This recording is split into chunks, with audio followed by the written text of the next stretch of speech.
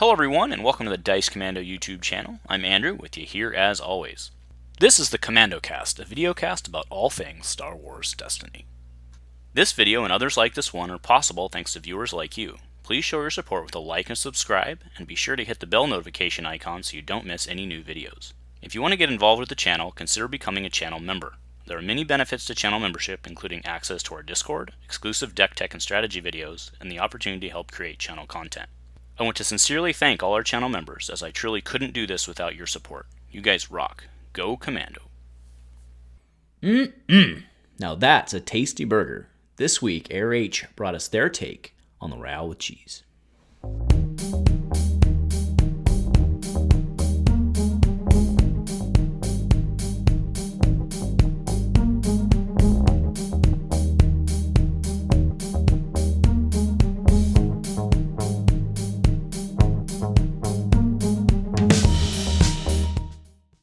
Hey there, Destiny folks. Happy Destiny Friday. Thanks for tuning back in to talk and hang out. I hope everyone's week's been going well, and I hope your weekend's going to be even better. So, Mace WIndu, fearsome duelist, this guy is not pulling any punches, right? Everybody's favorite purple lightsaber, so they had to do him justice. So, 13-17 blue hero with 13 health, so that's pretty much on par with what we would expect these days. Uses a parallel die from the OG Mace. It was the card I wanted most out of Empire at War. Ended up not being good, but man, the memories of trying to run that with Maz. Anyway, so the die is a 2 melee, 4 melee for 1. Shield resource and a blank. Remember, that used to be a really good die back in the day. He was, 22 points, I think? Yeah, I think he was, right? So I'll put him up, then you can do a side-by-side. But, the shield and the resource are kind of not great even for what we would expect today, right? But then you look at Mace's text. Damage dealt by this die is unblockable.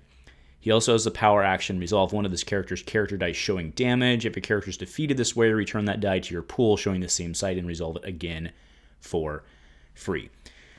So, yeah, there's a couple things to digest here. The overall first impressions, this guy's really cool. We can go into pairings, and, kind of as I talked about before, I think everything's really hard to evaluate in this. Everything's kind of hard to evaluate in this matter, right? I'll talk about some potential pairings that we know will be guaranteed a little later, but, let's break down kind of what I was talking about with this die, right? The die is it's not fantastic, right? In terms of having the shield and the resource, looking at it, you'd expect it to be maybe a 2 shield or something like that, but the fact that damage dealt by the die is unblockable is massive, right? And it's not just damage dealt by this die, because remember, if you have a +3 out there, and guess what? Blue has no shortage of +3s, right? Even with Ancient gone, there's +2s, there's +3s. If you modify, when you modify, it's considered to be modifying the die, so that would be unblockable, right? So it's kind of my first impression here is it's really weird that blue hero, the shield wall is kind of their thing, right? And it's kind of weird that the answer to the shield wall, it's weird to me that the answer to the blue hero shield wall is a blue hero, right? That's kind of weird. Now, yes, there's other unblockable damage out there. We saw Bo-Katan, but this is very direct. Now, yeah, I think this guy's it's pretty aggressive. 13-17, looking at some of the other price points. And, we made the mistake, especially in Redemption, I made the mistake a lot where I'd be looking at a character and I was like, oh my God, this character is amazing. And then we just keep getting more characters that were, better and better, and help put that character in perspective. So I don't want to overreact to Mace here, but he seems really freaking good, right? And that's not a bad thing, right? He's really, really good, I think. Now his power action, I don't think is, don't get me wrong, if you pop it off, it's going to be amazing. And this will kind of hurt some of those, Curse Ewok decks, which doesn't make me cry, right? But you're really, in most games, you're only going to get this off maybe once a game, right? That's kind of your cap, right? In terms of, sure, you could use it for your kill shot, but then it doesn't matter, right? You may as well just resolve. So that's kind of what I'm saying is best case scenario, and most of the time you're probably doing this once. It does, the existence of it though does help to keep wider decks in check for sure, right? Your 3 wide support decks, if those become a thing, 7s or 8s are pretty nervous. I mean, the dream play obviously here is to resolve, have 2 resources and get a 4 out. But, let's talk the guy's main weakness. Bassmaster reminded me, huge shout out to Bassmaster, DC team guy, great player.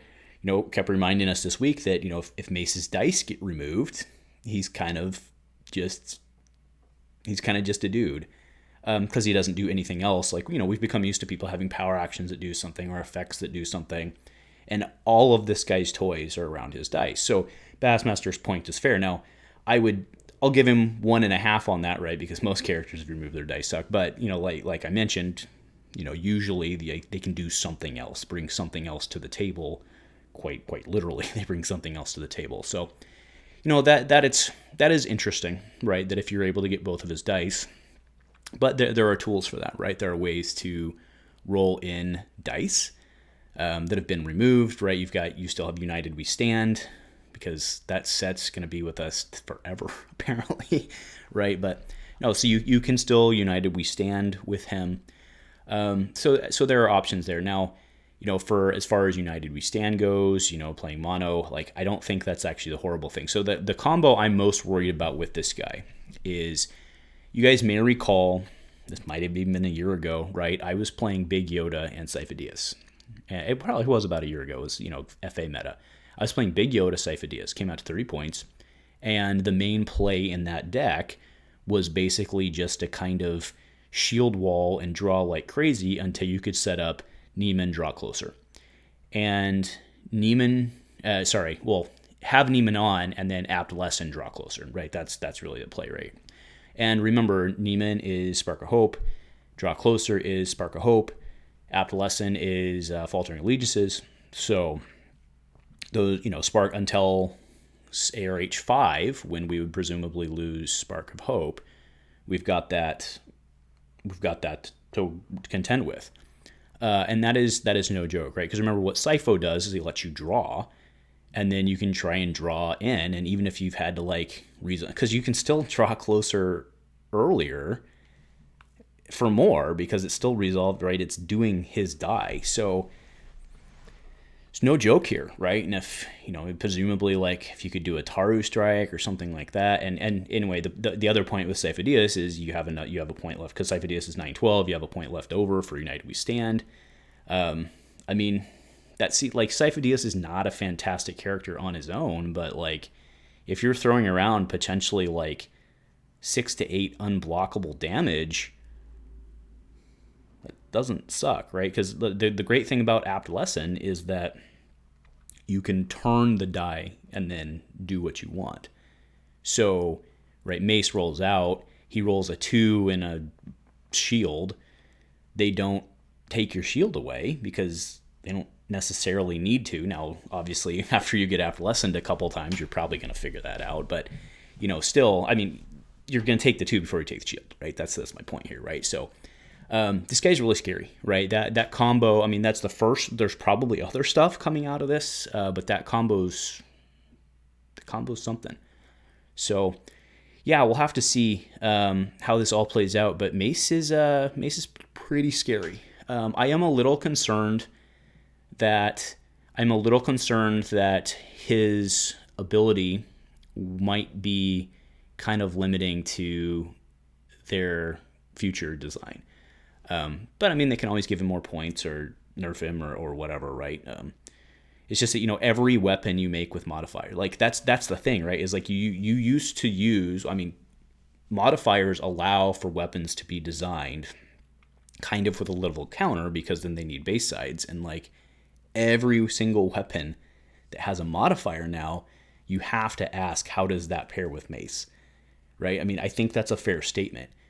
So that's a big deal, right? Because putting a modifier on a die or using a die with a modifier, like in the reuse case, you can use that as a check to make the weapon more powerful. So now your check to make the weapon more powerful actually works against you in certain cases.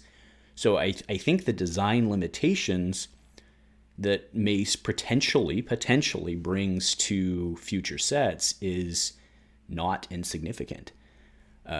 So we'll have to see. So there's the Sifo pairing.